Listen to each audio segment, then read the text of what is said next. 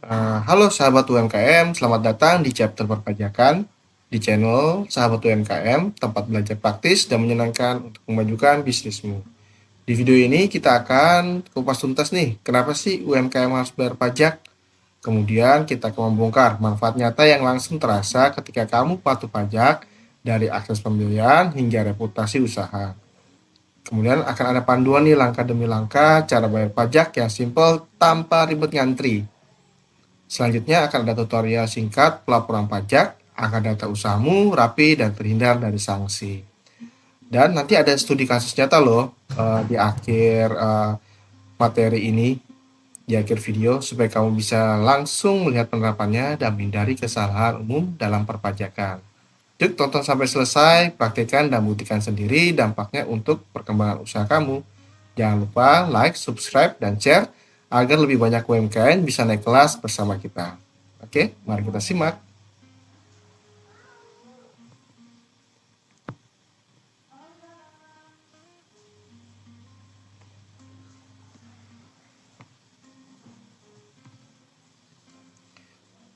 Panduan pajak untuk UMKM mudah dipahami, siap dipraktekkan. Jadi, apa itu pajak dan mengapa penting? Jadi, pajak itu adalah kontribusi wajib yang dibayarkan oleh setiap warga negara kepada negara berdasarkan undang-undang. Jadi, tanpa imbalan langsung. Artinya, saat kita membayar pajak, kita tidak menerima barang atau jasa secara langsung, tapi manfaatnya kita rasakan dalam bentuk pembangunan infrastruktur, pendidikan, kesehatan, subsidi usaha, dan lainnya. Terus, kenapa sih UMKM harus peduli pajak? Karena UMKM adalah bagian dari masyarakat yang aktif secara ekonomi, jadi semakin taat pajak, semakin besar kontribusi untuk pembangunan, dan semakin kuat pula posisi UMKM di mata hukum dan lembaga keuangan.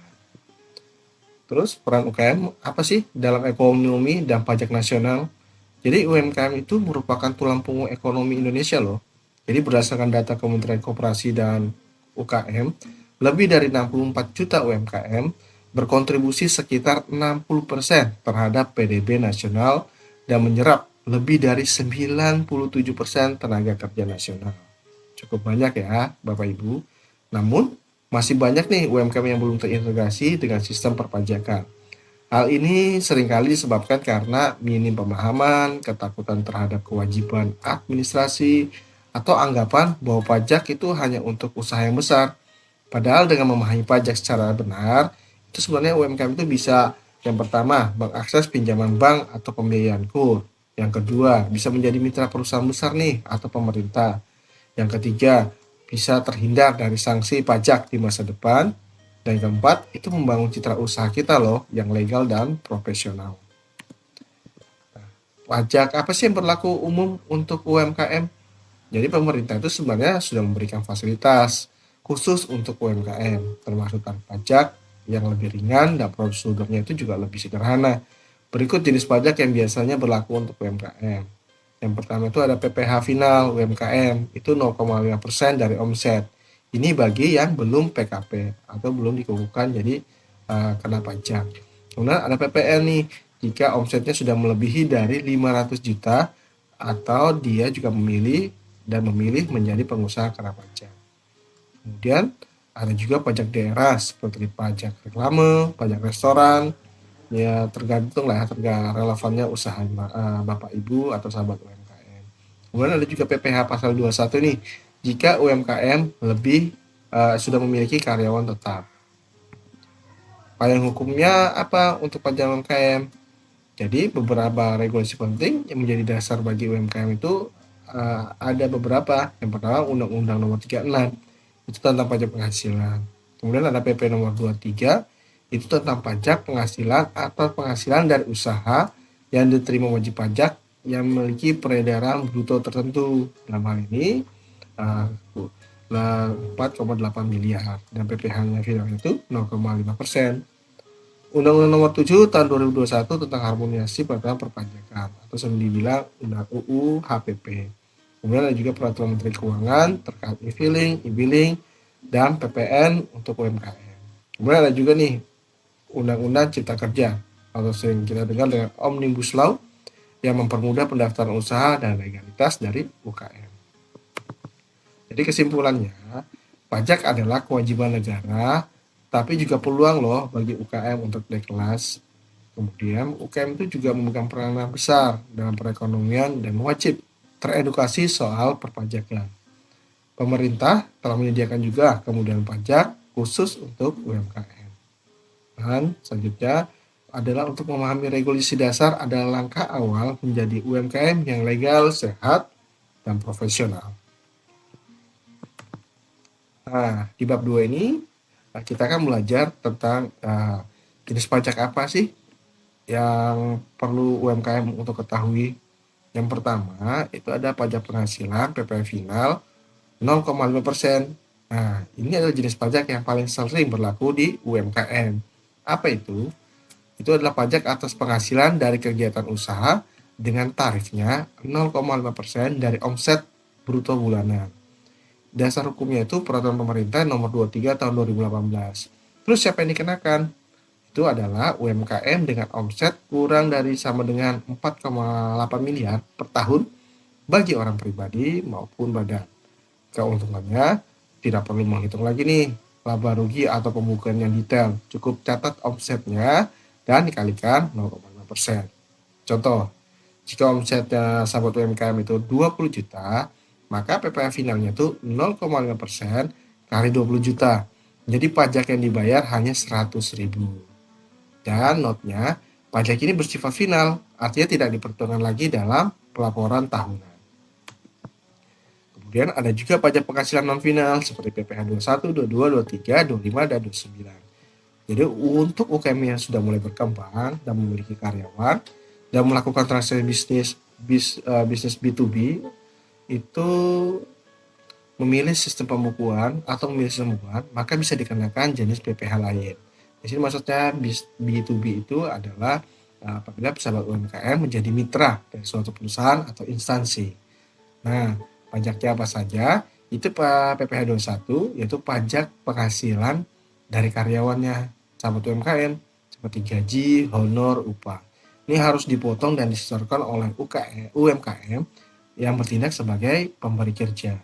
Kemudian ada PPh 22 dan 23, dikenakan atas transaksi tertentu seperti jasa profesional, sewa, dan lain.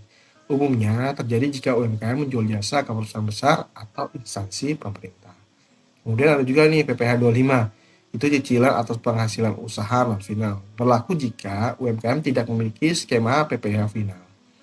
Kemudian ada PPh 29, itu adalah kurang bayar dalam pelaporan SPT tahunan setelah dihitung nih semua penghasilan dan hasil kredit pajaknya. Jadi ada selisih ya ketika dalam perhitungan pajak.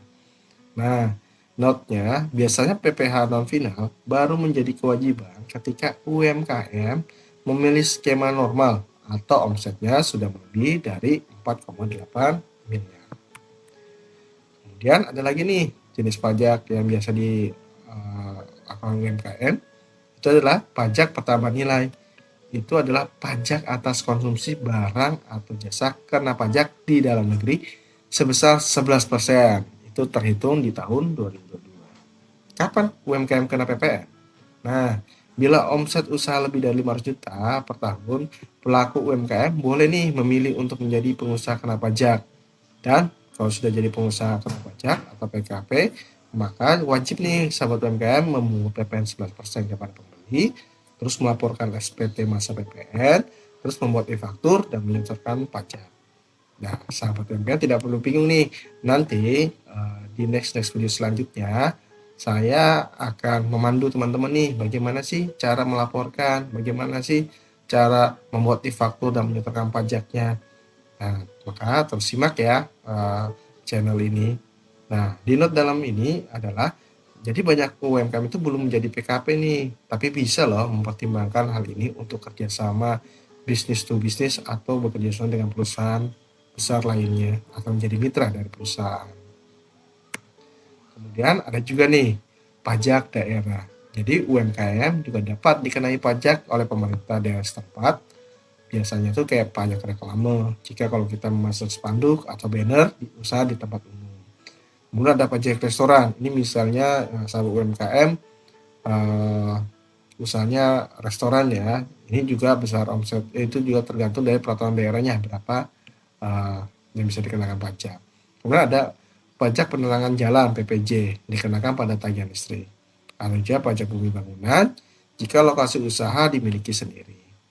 Selanjutnya ada nih pajak daerah yang diatur dalam perda masing-masing, sehingga tarif-tarifnya bisa berbeda di setiap wilayah. Jadi sahabat UKM coba dicek-cek nih di daerahnya, biasanya UMKM dikenakan kebijakan pajak apa aja nih. Nah, karena setiap daerah itu berbeda-beda loh pajaknya. Nah, kesimpulannya di bab 2, UMKM yang pertama, UMKM itu wajib memahami jenis pajak yang berlaku sesuai skala dan model usahanya. Tadi sudah disimak kan ya, sahabat UKM. Jangan lupa, harus diingat. Kemudian poin kedua, PPh final 0,5% itu paling sederhana loh yang bisa digunakan, dan ini sudah digunakan oleh banyak UMKM di Indonesia. Poin ketiga, jika usaha makin besar bisa terkena juga PPh non final dan PPN. Dan jangan lupa nih, jangan abaikan pajak daerah karena bisa berdampak juga pada legalitas usaha sahabat UMKM sendiri. Begitu ya. Nah, selanjutnya di next video saya akan menginformasikan nih tentang kewajiban administrasi pajak dari UMKM. Jadi seperti NPWP, seperti NIB, dan lain-lainnya akan dijelaskan pada next video nanti. Nah, untuk video kali ini sampai sini dulu ya, sahabat UMKM. Apabila sahabat UMKM merasa bermanfaat, boleh deh di-share link ini, di-like dan di-subscribe. Dan di deskripsi video ini juga ada loh materi dari presentasi ini yang tadi saya sudah sampaikan. Ada juga link untuk e-booknya. Jadi siapa tahu bermanfaat kepada sahabat UMKM seandainya nanti mau baca-baca atau terlupa. Jadi bisa teringat terus nih terkait apa yang sudah sama-sama kita pelajari.